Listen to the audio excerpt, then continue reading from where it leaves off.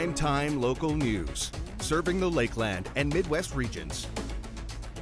Happy Friday, everyone. Elise and I have made it out of jail. We are back from the SPCA jail and bail. Want to thank everyone for your donations and your support throughout the day yesterday. It was your first time. How did you enjoy it? Yeah, it was awesome. I loved it. It was so much fun to meet everybody in the community who just love and support animals as much as we do. So I just thought it was a lot of fun. Yeah, definitely. It was so much fun. And again, thank you to everyone who supported anyone who was jailed up yesterday. Our question of the day surrounds talking or texting. Which one do you prefer? Let us know on any of our social media platforms. We're going to dive into that conversation in just a little bit. But first, we're going to go check in with Brett Holden, who's down at the Olive Tree. Well, it is the time for giving, and we are here at the Olive Tree, and we're going to be talking about some of the programs that they have for donating and giving back into the community for those in need, including some Christmas gifts for kids between, ages from 4 or 5 years old all the way up to 18 years old. We'll have a little bit more coming up from here at the Olive Tree, but let's head back into the studio where Elise has a look at your local news. Thank you so much, Brett. Well, the Lloydminster Mall had to be shut down this morning after what police say was a potential bomb threat. Our Brett Holden has more. Fire trucks and local RCMP surrounded the Lloyd Mall on Friday while evacuating everyone inside. At approximately 10:15 on December the 14th, Lloydminster RCMP received a bomb threat at the Lloydminster Mall. Lloydminster RCMP responded immediately, evacuating the mall to ensure the safety of the patrons as well as those working inside the mall. One local resident was shopping when the threat was made and described the scene inside the mall. All I was doing was just doing some shopping, and the alarm just started going off. So then I heard a couple of people that saying it was a bomb threat or something.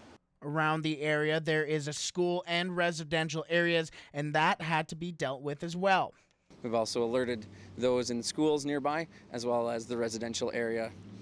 Lloydminster RCMP continues to investigate this, and we will be sure to update once more information becomes available. The mall reopened and customers were allowed back in early in the afternoon. Brett Holden, Primetime Local News. The Yellow Vest rallies have been happening across the country, and now Lloydminster is getting ready to have theirs. The rally is to create awareness for Albertans that are in crisis regarding the current state of the oil field and the impact that it has had on those working in it. The hopes of the rally is to get the federal government's attention. A lot of people rely on the oil field to make a living, and it's affecting businesses, it's affecting families, it's affecting every part of Alberta. So we want to see the federal government start paying attention to Alberta. Alberta sends a lot of money to the east, and nothing's coming back. There have been many Yellow Vest rallies across the country, and everyone is encouraged to attend. It's just a place for anyone to come out that's got something to say to our Prime Minister. We want to have our say, and so I'm hoping, that we have a really good turnout and we make our point. The rally takes place tomorrow at 11 a.m. in the City Hall parking lot. The Lloydminster Kiwanis Club was out spreading holiday cheer to the little ones in the community. For the past week, the club has visited pre-K to grade 2 students, handing out gifts and giving them a chance to visit with Santa. I get the opportunity to chat to them before they go to Santa. I get 2,000 smiles and 2,000 hugs, and it is just the most exciting time of the year for me and hopefully for the kids. The club will visit up to 7 schools in one day, and every child gets a gift from Santa, which is possible through yearly fundraising. My favorite part is knowing that we do touch the lives of children. We have children who sometimes come to us without smiles, and if we can brighten up their day, then we have succeeded in what we're trying to do. I'm joined now by Janelette here at the Olive Tree. Now, let's talk a little bit about the gift of Christmas. Let's talk about as well just kind of this organized kind of chaos behind us as well. Yes. So we were very lucky to come alongside the radio station this year. They've been doing this. This is their 38th year of doing the gift of Christmas. So it was very exciting for us to kind of hop on board. They needed some extra help with kind of the sorting and wrapping and distribution. So it's been amazing to see the community jump on board and how much they give to it. And we've had a lot of volunteers and great help come in.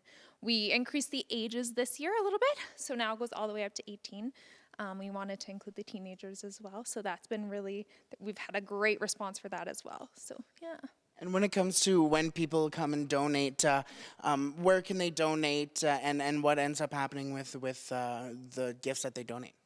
So what happens is they set up different stations around the city, so they can obviously drop them off here, they can bring them directly to us, or they can bring them directly to Stingray there.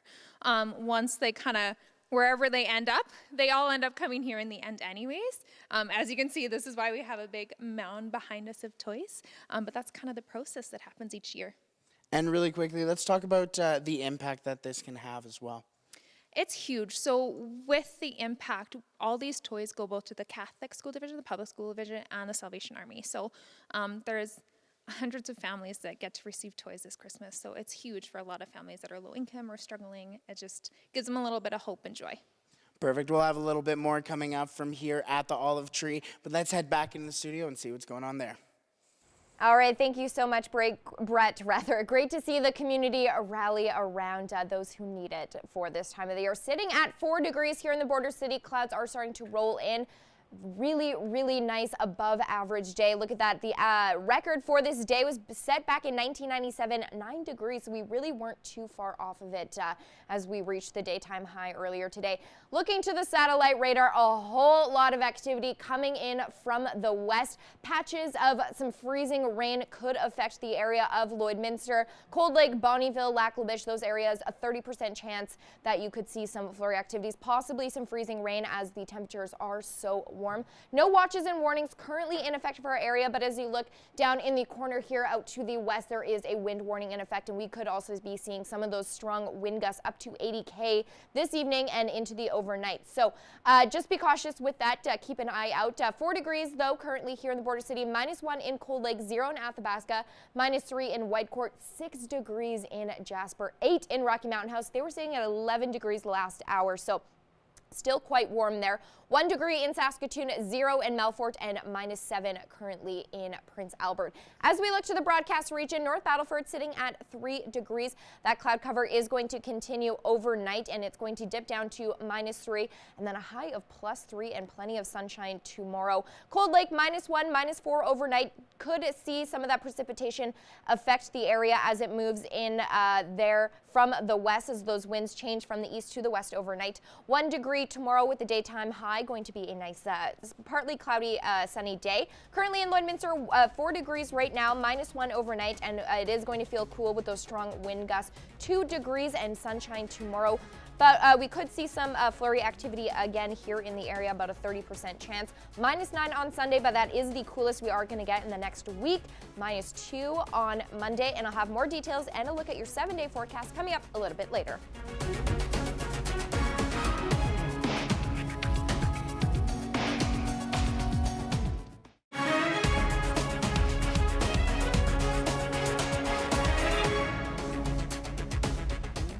Welcome back. The egg industry continues to face numerous challenges as producers seek to grow the food that we eat. Gerard Lampow gives some more insight from the Powering Your Profits tour. So buying some garden shears is really helpful. It's really nice to get out here and meet some producers, and then also just to hear what they're hearing about the industry. Michaela Moen was one of the participants at the recent Powering Your Profits tour hosted by Alberta Canola. So what we did today is we highlighted our main areas and what we're doing in the areas of research. We do spend a lot of money on agronomic research to help growers grow canola. And then we also do quite a bit of government and industry affairs work, which is policy work and working with government to ensure that policies put in place by the government are favorable to agriculture and helping them understand the challenges and the issues that farmers have. Alberta Canola also does outreach to students and consumers as they break down the many issues in our food story. To help them understand that canola really is the local, healthy, and versatile oil choice, and that agriculture benefits the Alberta economy and the Alberta environment. Taliu touches the hot-button topics. So on the policy side, at some of the meetings, we're covering the neonic issue that's going on with the review with the PMRA, where they're reevaluating the safety of the neonics. which is a seed treatment used to control flea beetles. And farmers are very concerned about losing a valuable tool to them which has been proven through science to be safe and effective. PMRA reviews are required by law every 15 years or can be triggered by new scientific evidence or by public opinion. Some 369 reviews are scheduled going forward to 2028. A review can take 2 to 5 years. There is industry concern, especially where Canada is seeking more European access, and a pesticide ban there can trigger a review here. If you lose a safe and effective tool, sometimes the alternatives may not be in place yet, or they may not be as economically or environmentally friendly as the ones that we have. So, ag producers have a lot to chew on even as they face what's going on with their own operations. Gerard Lampow, Primetime Local News. That's it for your egg news. Sports is next, but first we'll take a look at your egg prices.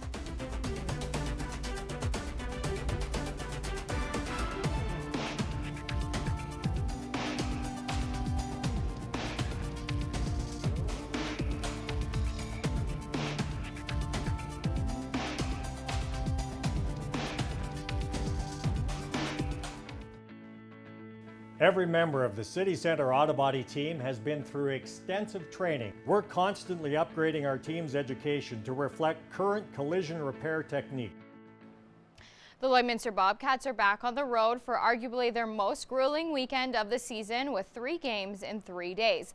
The Cats are in Calgary tonight at 7:30 to take on the Mustangs before playing the Canmore Eagles tomorrow evening and the Okotoks Oilers Sunday afternoon. While the team remains focused on growth, they'd love to gain some momentum and start producing offensively. Shoot more pucks. It's a big thing we got to start doing. We got to get more pucks to the net and more goals. So I think the results that come, it's the process right now that we're really focused on, and we're going to continue on from there. Leave on a high note, go into the break, and kind of relax over the break, and yeah. After Sunday, the team is off until after Christmas when the schedule picks back up against the Sherwood Park Crusaders. And fans in attendance for the first college night between the Lloydminster Bandits and Vermilion Tigers were witness to a full game of hits, fights, and goals. However, those in the Civic Centre last night received even more for their buck. Josh Ryan has more. The Lloydminster Bandits may not have played to potential for 50 minutes, but great goaltending, timely offense, and a familiar ping after overtime and a shootout sealed what might have been their most exciting win of the season. When you play 3-on-3, it can go either way as soon as there's a breakdown one way or the other. And, I was actually quite shocked that, with that many chances that there was no goals in overtime. But yeah, definitely exciting for the fans. Breaks, odd man rushes coming each way. It's fun hockey to be in, and it's a close game like this, both teams battling as hard as they can. Can't ask for much better than that. After keeping the Bandits in the game in the third period, Danton Brooks elevated his play even more, making game-saving stops in the 3-on-3 session, as well as allowing no goals in the shootout. That's all you can ask from a goaltender is, just to give you that chance to win, and, Brooksy really did that here tonight. Being that I played with Vermilion, I know a lot of these guys' tendencies, and you just got to make them make the first move and react to whatever they do. The win is an important response after losing to St. Paul on Sunday so that they can finish strong before the break. You don't want to give them any life to come back up in the standings, and it's a big win to get in front of these fans. And the Bandits will have made good on that goal if they handle business tonight against Frog Lake. Being our last game before we go on a few weeks of a break, and we just want to finish strong here. The last 5 periods we've been on our heels and we haven't been moving our feet. I think we just got to come and work hard and move our feet, and when we work hard, the other teams will take penalties and we'll go from there. Josh Ryan, Primetime Local Sports. Puck drop between the Bandits and Frog Lake is at 7:30, and now we're going to send it back to Brett Holden at Olive Tree. Joined once again here by Jana Lett. Now, Jana, what's going on behind us here? So right here we kind of get to see a little bit of the process. So once the toys come in, they get wrapped, and then Becky and I go through and we sort, and then we kind of organize a little bit and put together the family's bags. So each family bag has obviously the toys for the specific ages, and then they also get a stuffy as well. So we've had lots of amazing and fun stuffies to kind of bring a little bit of joy to the little kids too. So you mentioned that this year you are also including the teenagers as well. Let's kind of talk about the process of that and when you go and hand out these gifts as well. So we really wanted to include teenagers this year because sometimes they get a little forgotten almost. They're at the age where they're kind of in between, but they could also just need that little pick-me-up. So we were a little bit shorter this year with those things. What we kind of started requesting is just like gift cards so they can go in if they need specific things, then they can go and shop for that. So that's been great. So as we kind of pack the family bags, back to kind of the logistics of it, they get picked up by each of the school divisions or they come here and pick them up from us. And then we get to distribute them out to the families, which is an amazing process to see as well. Awesome. And when it comes to how long have you guys been doing this? This is our first year. So it was a little bit, we were a little nervous at first because we didn't quite understand how it would all work. I'm sure next year we'll make changes just to be a little more organized. But we've loved it so far. It's a great program to be able to partner with the radio station on. So we're super excited to continue it. Perfect. We'll have a little bit more coming up from here at the Olive Tree, but let's head back over into the studio. All right, thank you, Brett. Starting it off with this cool shot of the lights that are set up here downtown Lloydminster, just in front of the studio here at Stingray. Very cool to see. This time of the year is always so beautiful out there. Number-wise, also very beautiful. 4 degrees here in the border city. The record is 9 degrees, so we weren't too far off of breaking that record. Hopefully we can break one in the next few days here. 3 degrees in Vermilion, 3 in Vegreville, 4 degrees still in Edmonton. Then as we move up the map, a little bit cooler, but still above that seasonal average. So 0 degrees in St. Paul, -1 in Bonnyville, Cold Lake, and Lac La Biche. 30% chance those areas could see some precipitation, some rain, snow mix, possibly some freezing rain. So do take caution if you are hitting the roads. 1 degree in Maidstone, 2 for North Battleford, -6 in St. Walburg, and -3 currently in Meadow Lake. As we look up north, sitting a little bit cooler. There we go. -4 in La Ronge, -3 in Buffalo Narrows, -3 in La Loche. And then over on the Alberta side, sitting in those same numbers, -2 in Fort McMurray, -10 in Slave Lake, so quite a bit cooler there, -6 in Grand Prairie. Now as we look south though, those Chinooks are coming into play and giving them really nice temperatures. 8 degrees in Medicine Hat, 7 in Lethbridge, 6 degrees currently in Calgary, 1 degree in Banff, and it's continuing over into Saskatchewan, that nice weather. 4 degrees in Swift Current, 2 degrees in Moose Jaw, and 2 degrees currently in Estevan. -3 in the Queen City, feeling a bit cooler there. Numbers tomorrow not going to be quite as nice as today, but still not bad, above the freezing mark. 2 degrees for Lloydminster, 1 degree in Maidstone, 3 degrees tomorrow in North Battleford. And then as we continue through the map here, 2 degrees for Vegreville tomorrow, 1 degree in Edmonton, 1 for St. Paul, 0 in Bonnyville, 1 for Cold Lake and Lac La Biche. As we look to the 7-day forecast, we are going to cool down on Sunday, -9 there. We have a 20% chance we could see some flurry activity, like I said, into the overnight, continuing into the morning. And we are also going to see some strong wind gusts tonight, up to 80 km, and that could continue into the morning as well.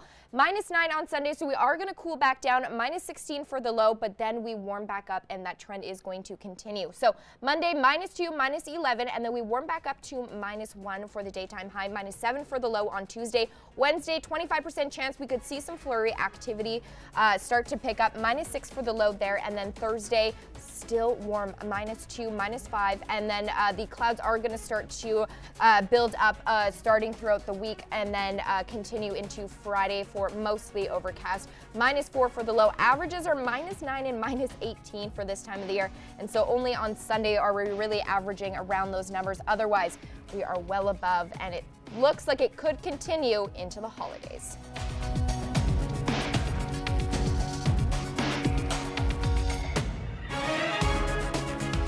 And now we're going to send it back to Brett Holden at the Olive Tree.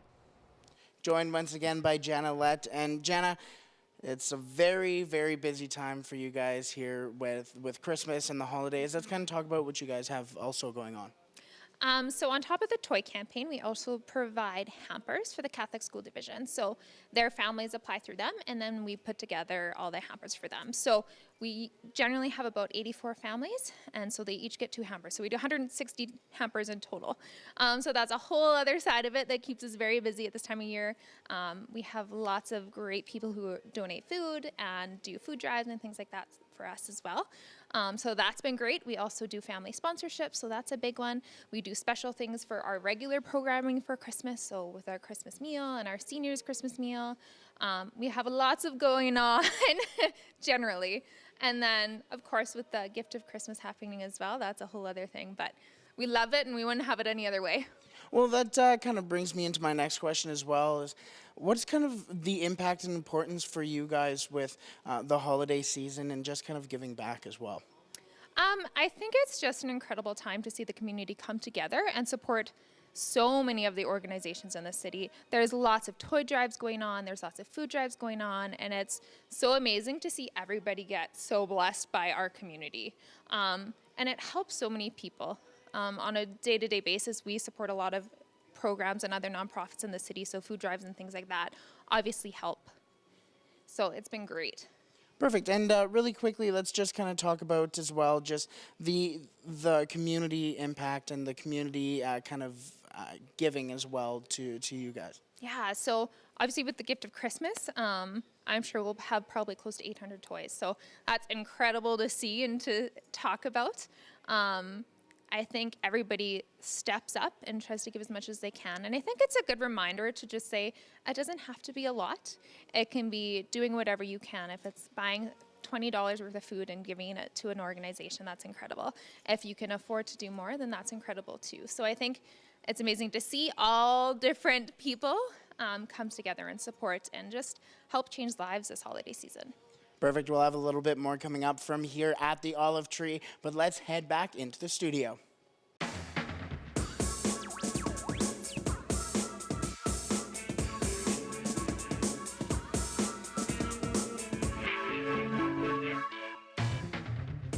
All right, well, today's question of the day, an interesting one, and I think it definitely varies through generations. We wanted to know, do you prefer to text or to call? I'm a texter, you're a caller. I'm a caller, and yeah. I dodge your calls because I don't like to talk on the phone, no matter how well I know you. Even if you're my family, I'll say I'm busy. So, really? But why do you like to call? I don't know. I just think, especially when you get those group messages, you're trying to plan something. It takes too long. I just rather pick up the phone, what's the plan, and get it all done in one shot. And the texting just drags on throughout the day. I don't know. I just rather call somebody. No, not me. I just even if I know the person so well, and I can see that they're calling me, I won't answer. I'll tell them I'm busy. I'll text them in 20 minutes. I'll say, so sorry I missed your call, even though I ignored it. So sorry if you've called me. Want to read some of the comments that we got. Bobby Joe says she likes to call. Kevin says it depends on what he needs. And that makes sense. If it's a deeper conversation or if it's a serious matter, then I suppose you should call. I probably still won't. Eric says texting because you can do it wherever and whenever. It's important things, or when there's an important thing, definitely still call. Sometimes you just want to hear the person, which is true, but I don't know. I always get excited. I think it's because not many people call anymore. So when someone calls me, I'm like excited to hear from them. I want to chat. Yeah. See, I can chat with you on my text message. Texting's okay, the conversation, if it's not anything important, again, like if you just are just having a conversation throughout the day, that's fine. But when you're trying to plan something or get an answer from someone, just pick up the phone. No, I'm not convinced. Okay. I'm still not convinced. I'll still be texting you. And Carmen says most of the time I would prefer to call. I am old school. So I think definitely there's a generational thing as well where a lot of people, prefer to call. I remember once I asked my mom, well, if you were meeting someone at the mall and you couldn't text them, how did you find them? She's like, we had to make plans before. Yeah, so that's good. That blows my mind. Anyways, we always ask a question of the day. You can always let us know your thoughts on our social media pages, but right now we're gonna get into our pet of the day, and then at the end of the show, we will be announcing this week's winner. So this is Diesel, and that was sent to us. Cute.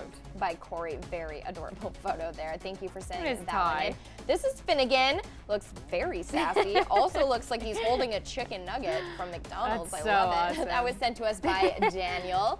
This is Maggie and Roger. Super cute. Oh, those It looks like the little faces. baby version of each Yeah, other. it Yeah, does. that was sent to us by Cassandra.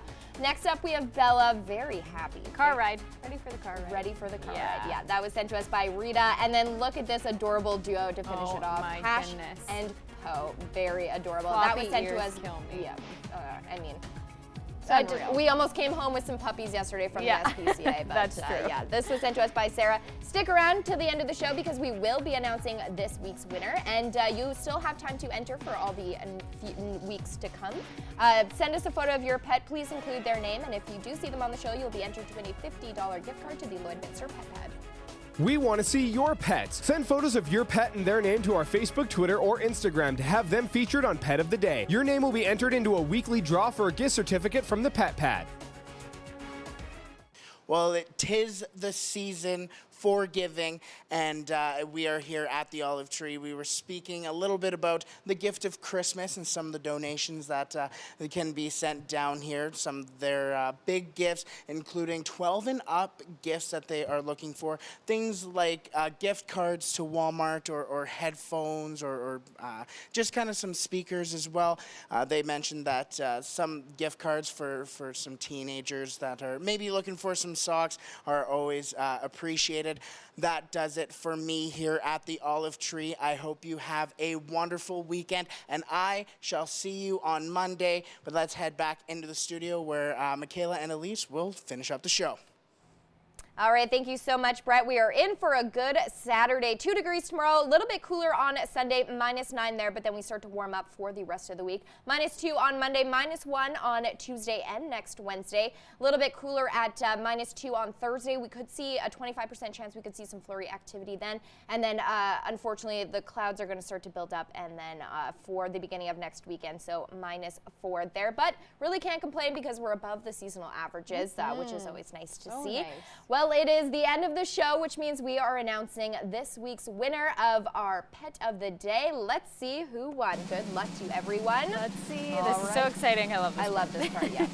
And it is Sparkles. Oh. Look at that. That was sent to us by Jessica. Congratulations. Sparkles is in for a nice treat for the holidays. Nice. Congratulations to you. We will be in contact so you can get your gift cards, and very cute there. I love that Very photo. cute. Yeah, it's a good one. I love Pet of the Day. I know. It's my favorite part, and I think everyone really likes it too. I think so. I Yeah. think it's everyone's favorite part of the day. So Totally. congratulations to you. But if you have a pet you would like to win a gift card, you can send us a photo. We're always looking for them on our social media page or email them to us. And yeah, if you see your pet here, you'll be entered to win a $50 gift card, which is pretty amazing. Especially around the holidays.